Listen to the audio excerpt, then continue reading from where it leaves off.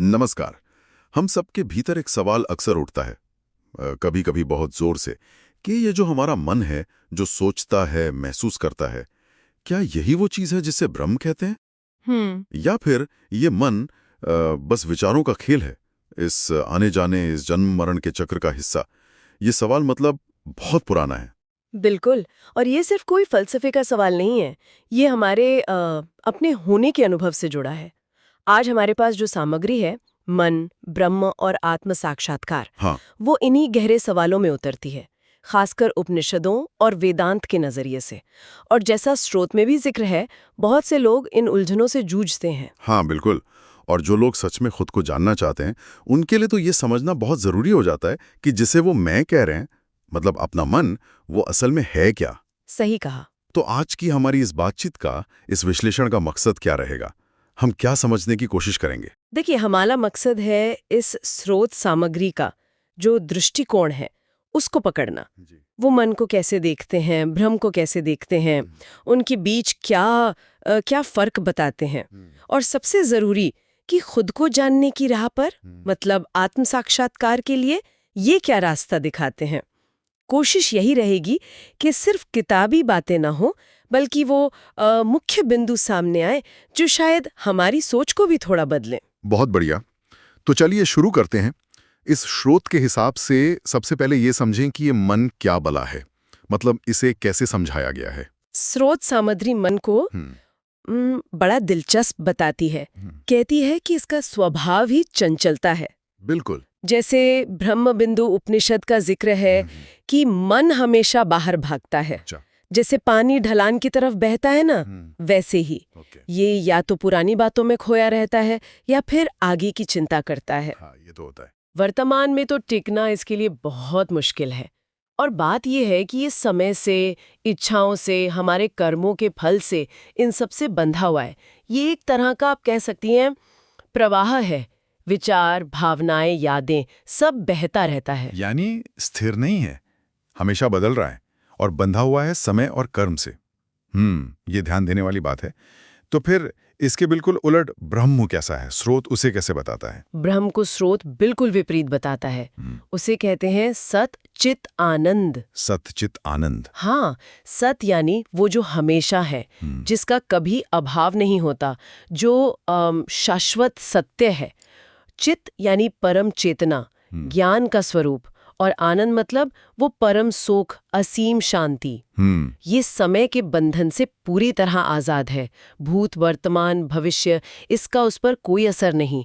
ब्रह्म सूत्र का हवाला देते हुए स्रोत कहता है कि ब्रह्म निराकार है, कोई रूप नहीं, निर्विकार है। निर्विकार मतलब जिसमें कोई बदलाव ना आए, कोई विकार ना हो, और निर्गुण है, यानी हमारे जो गुण अवगुण होते हैं उनसे परे है वो।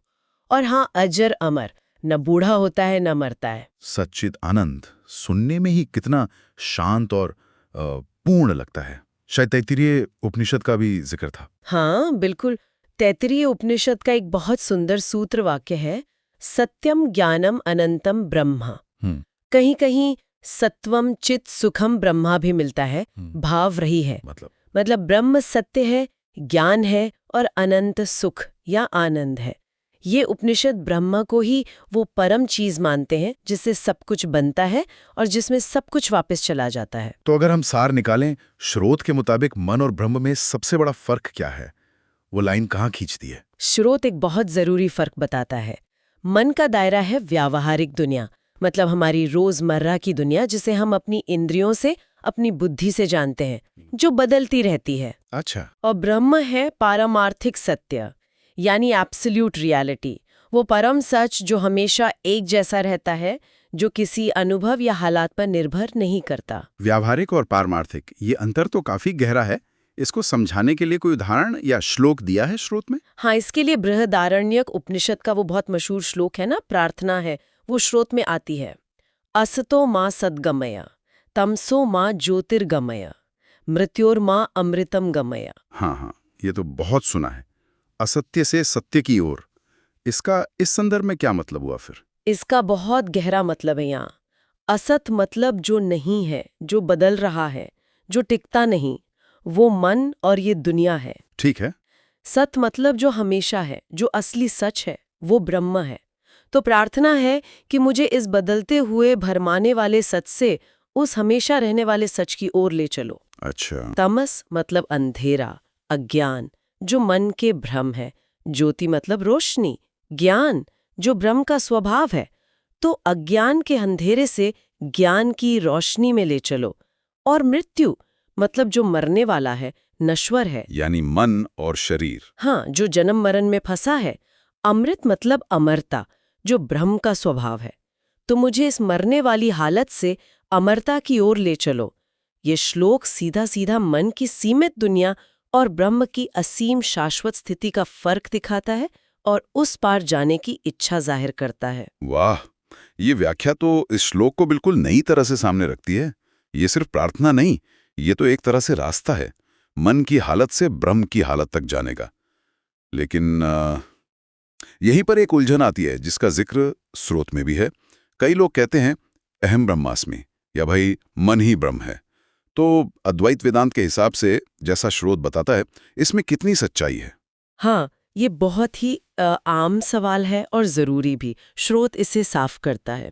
देखिए, अद्वैत वेदांत कहता है अहम ब्रह्मास्मि, मैं ब्रह्म हूँ। लेकिन यहाँ अहम यानी मैं का मतलब वो छोटा सा रोजमर्रा का मन या अहंकार नहीं है।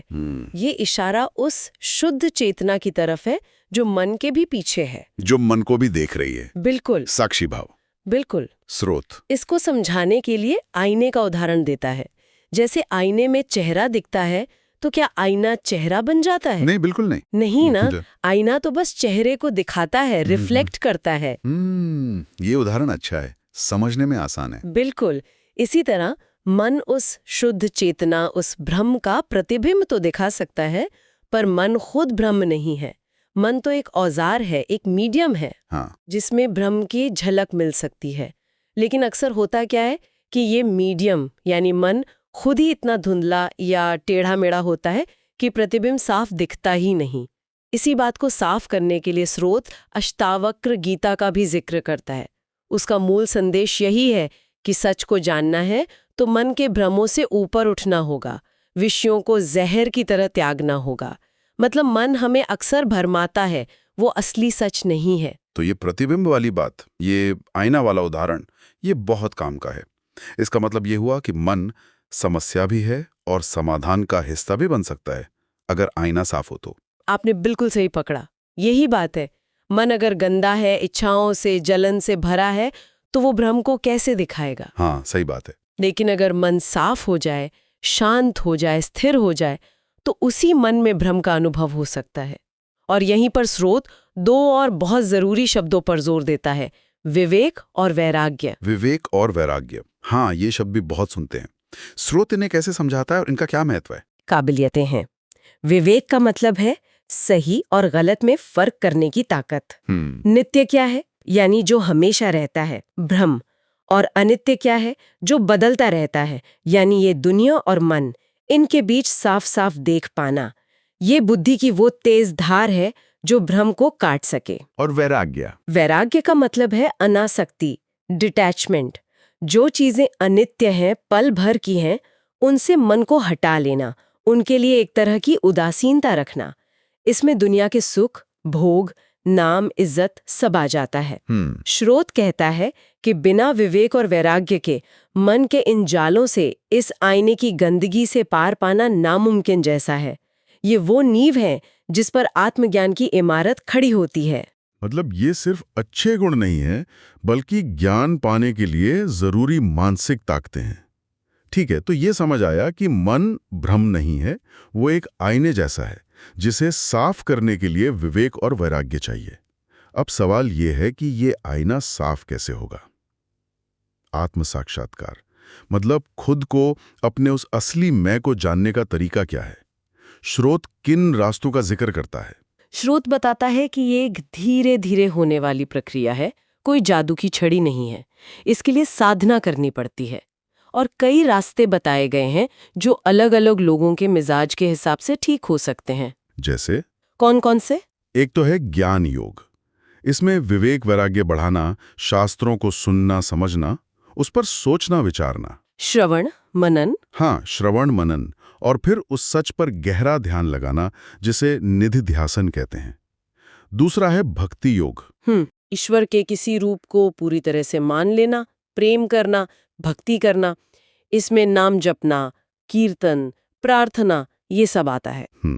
भक्त के लिए तो भगवान की कृपा ही सबसे बड़ा सहारा बन जाती है। और फिर है कर्मयोग, जैसा गीता में बताया है, अपना काम करो लेकिन फल की इच्छा मत रखो, ईश्वर को समर्पित कर दो। इससे मन साफ होता है, अहंकार कम होता है। अच्छा। और एक है राजयोग या ध्यान योग। अष्टांग योग के जरिए मन को पूरी तरह शांत और एकाग्र करना, ताकि समाधि तक पहुंच सकें। यानी अलग अलग रास्ते हैं, पर मंजिल एक ही है, मन को साफ और शांत करके उस असली सच का अनुभव करना। इस साधना के कुछ खास कदम या पहलू बताए गए स्रोत में, जैसे शुरू कहाँ से करें? स्रोत एक आम क्रम बताता है। पहला कदम अक्सर निष्काम कर्म योग से शुरू होता है। मतलब बिना फल की चिंता किए अपना काम करने से मन में स्वार्थ कम होता है, गुस्सा, लालच, ये सब घटता है। चित्त शुद्धि होती है। हाँ बिल्कुल, चित्त शुद्धि। जब मन थोड़ा शांत और साफ हो जाता है, तब ज्ञान योग के जो अंग हैं, श्रवण, मनन और निधिध्यासन, वो ज्यादा असरदार होते हैं। श्रवण मतलब गुरु या शास्त्रों से सच के बारे में सुनना। मनन यानी सुने हुए पर गहराई से सोचना, तर्क करना, शक दूर करना।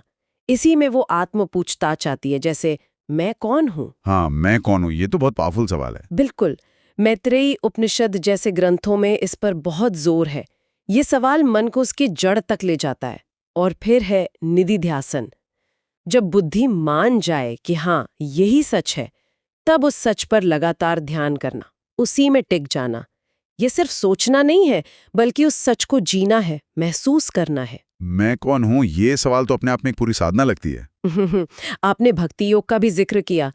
क्या स्रोत बताता है कि भक्ति इस रास्ते में कैसे मदद करती है? हाँ, भक्ति मार्ग के लिए स्रोत भगवत गीता का एक बहुत जरूरी श्लोक बताता है। कौन सा? जिसमें भगवान कृष्ण कहते हैं कि अपने भक्तों पर कृपा करने के लिए मैं खुद उनके दिल में बैठकर ज्ञान के दीपक से उनके अज्ञान के अंधेरे को मिटा देता हूँ। अच्छा। भाव यह है कि सच्ची भक्ति से भक्त का दिल इतना साफ हो जाता है कि ईश्वर की कृपा से ही उसे ज्ञान मिल जाता है। उसे शायद ज्ञानियों की मुश्किल प्रक्रिया से ना गुजरना पड़े। और इस पूरी यात्रा में, इस साधना में गुरु की क्या भूमिका बताई गई है? आजकल गुरु को लेकर बहुत तरह की बातें होती हैं, लेकिन पारंपरिक रूप से जैसा स्रोत बता रहा है, गुरु का क्या मकाम है? स्रोत गुरु की भूमिका को बहुत बहुत ज्यादा जरूरी मानता है। एक कहावत है ना, गुरु कृपा ही केवलम शिष्यस्य परम मंगलम। हाँ, सुना है। मतलब शिष्य का भला केवल गुरु की कृपा से ही होता है। गुरु वो हैं जो हमें शास्त्रों का सही मतलब समझाते हैं, हमारी जो अपनी रुकावटें हैं उन्हें पहचान कर रास्ता दिखाते हैं, और सबसे बढ़कर वो हमें सिर्फ किताबी ज्ञान से आगे ले जाकर अनुभव के दरवाजे तक पहुंचा सकते हैं। स्रोत इस बात पर बहुत जोर देता है कि आत्म साक्षात्कार सिर्फ दिमागी कसरत या थ्योरी जानने की बात नहीं है। अच्छा। ये एक अनुभव है, सीधा डायरेक्ट अनुभव। और उस अनुभव तक पहुंचाने में एक सही गुरु का मार्गदर्शन वो अनमोल हो सकता है। ये बात वाकई अहम है। अनुभव पर जोर। जानना एक बात है और उसे महसूस करना, जीना, वो दूसरी बात है। अब ये सारी बातें मन, ब्रह्म, विवेक, वैराग्य, साधना, गुरु सुनने में बहुत गहरी हैं, शायद कुछ लोगों के लिए थोड़ी मुश्किल भी लगें। सवाल ये उठता है कि हमारी जो रोज की जिंदगी है, सुबह से शाम की भागदौड़, उसमें इन बातों का क्या लेना देना? क्या ये सिर्फ साधु संतों या फिलोसफरों के लिए हैं? स्रोत क्या कहता है इस बारे में? नहीं, स्रोत ऐसा नहीं मानता। वो कहता है कि ये सिद्धांत और साधनाएं हमारी रोजमर्रा की जिंदगी को बेहतर बनाने में, ज्यादा शांत और साफ बनाने में बहुत मदद कर सकती हैं। कैसे? सबसे पहली और सीधी चीज है अपने विचारों और भावनाओं के प्रति जागरूक होना, जिसे आजकल माइंडफुलनेस कहते हैं ना। हाँ, माइंडफुलनेस। वो इसी का एक रूप है। जब हम अपने विचारों को बस देखना सीखते हैं, बिना उनसे जुड़े, बिना उन पर कोई लेबल लगाए, जैसे आसमान में बादल आते जाते हैं, तो हम उनके गुलाम नहीं रहते। हम समझ पाते हैं कि ये विचार मैं नहीं हूं, ये बस मन में चल रही हलचल है। यानी एक तरह का साक्षी भाव, देखना बस। बिल्कुल, साक्षी भाव या सेल्फ ऑब्जर्वेशन। इसी तरह जो भावनाएं आती जाती हैं, कभी खुशी, कभी दुख, कभी गुस्सा, कभी डर, उनके प्रति अनासक्ति का अभ्यास करना, ये समझना कि ये भावनाएं भी हमेशा नहीं रहती, ये मौसम की तरह बदलती हैं, इनसे अपनी पहचान ना जोड़ना, ये विवेक और वैराग्य का ही रोजमर्रा का रूप है। स्रोत कहता है कि इस तरह से खुद को देखने से धीरे धीरे हमारी चेतना अपने असली स्वरूप, उस शांत स्थिर साक्षी भाव की तरफ जागने लगती है, जिसे हम ब्रह्म का प्रतिबिंब कह सकते हैं। क्या स्रोत कुछ और तरीके भी बताता है जो हम आसानी से कर सकें? हाँ, कुछ पारंपरिक साधनाओं का भी जिक्र है जिन्हें कोई भी अपनी दिनचर्या में शामिल कर सकता है। जैसे बताइए। ओम का ध्यान। ओम को परब्रह्म का निशान माना गया है। इसे जपने या इस पर ध्यान लगाने से मन शांत होता है, अंदर की ऊर्जा जगती है। या फिर अपने इष्ट देव की भक्ति, चाहे वो कृष्ण हो, राम हो, शिव हो, कोई भी रूप, अपने भगवान का नाम जपना, उनकी लीलाओं के बारे में सोचना, उनसे प्रार्थना करना। हाँ, ये तो बहुत लोग करते हैं। इससे मन को एक पॉजिटिव सहारा मिलता है और वो इधर उधर भटकने से बचता है। या फिर बस अपनी सांस पर ध्यान देना। सांस पर ध्यान? हाँ, अपनी आती जाती सांस को महसूस करना, ये ध्यान का बहुत ही सरल और असरदार तरीका है जो कहीं भी कभी भी किया जा सकता है। ये सब तरीके मन को बाहर की दुनिया के शोर से हटाकर अंदर की शांति की ओर ले जाने में मदद करते हैं। तो ये सिर्फ बड़ी बड़ी फिलॉसफी की बातें नहीं हैं, बल्कि छोटे छोटे अभ्यास हैं जिन्हें हम अपनी जिंदगी में ला सकते हैं ताकि वो आईना थोड़ा साफ हो सके। निश्चित रूप से स्रोत का संदेश यही है कि अभ्यास से ही सिद्धांत अनुभव बनता है। रोज थोड़ा थोड़ा अभ्यास भी लंबे समय में बहुत बड़ा फर्क ला सकता है। ये बहुत ही प्रैक्टिकल और उम्मीद जगाने वाली बात है। तो आज की इस गहरी बातचीत से जो मुख्य बातें स्रोत सामग्री के आधार पर निकल कर आई हैं, अगर उन्हें समेटे तो पहली और सबसे जरूरी बात, हमारा ये चंचल समय में बंधा मन वो शाश्वत न बदलने वाला ब्रह्म नहीं है। मन एक औजार या आईने जैसा है। बिल्कुल सही। दूसरी बात, ब्रह्म सत चित आनंद है, हमेशा रहने वाला सच, परम चेतना और अनंत आनंद, जबकि मन विचारों, भावनाओं, इच्छाओं और कर्मों के दायरे में है। हाँ। तीसरी बात, इस फर्क को समझना, विवेक और बदलने वाली चीजों से मन हटाना, वैराग्य, ये आत्मज्ञान के रास्ते की नींव है। जरूरी है। और चौथी बात, आत्म साक्षात्कार एक धीरे धीरे होने वाली प्रक्रिया है, जिसके लिए साधना जैसे ध्यान, भक्ति, कर्मयोग और अक्सर एक सही गुरु का मार्गदर्शन जरूरी होता है, क्योंकि ये सिर्फ किताबी ज्ञान नहीं बल्कि एक अनुभव है। एकदम सही कहा आपने। ये इस स्रोत सामग्री के मुख्य बिंदु हैं जिनसे बाकी सारी बातें जुड़ी हैं। अब जैसा कि हम अक्सर करते हैं, श्रोताओं के लिए एक विचार छोड़ते हैं, एक सवाल जो आज की चर्चा पर आधारित हो लेकिन उन्हें थोड़ा और आगे सोचने पर मजबूर करे। जरूर। विचार ये हो सकता है, अगर स्रोत कहता है कि मन सिर्फ एक आईना है, तो खुद से पूछें, मेरा ये मन का आईना इस वक्त अभी उस परम सत्य, उस ब्रह्म की झलक को कितना साफ दिखा रहा है? इस पर कितनी धूल जमी है, कितनी धुंध है? और आज जिन साधनाओं की हमने बात की है, चाहे वो विचारों को देखना हो, भक्ति हो, नाम जपना हो, या मैं कौन हूं का सवाल हो, उनमें से कौन सी एक छोटी सी साधना भी ऐसी है जिसे मैं आज से ही अपनी जिंदगी में शामिल कर सकता हूं, इस आईने को रोज थोड़ा थोड़ा साफ करने के लिए, उसे और निर्मल बनाने के लिए? बहुत ही सटीक और व्यक्तिगत सवाल है ये। सोचने पर मजबूर करता है कि हम अपने सबसे करीबी औजार अपने मन के साथ कैसा बर्ताव कर रहे हैं। उम्मीद है कि आज का ये विश्लेषण हमारे श्रोताओं के लिए जानकारी भरा और शायद थोड़ा प्रेरणा देने वाला भी रहा होगा। उम्मीद तो यही है। अगले विचार विमर्श तक अनुमति दें। नमस्कार।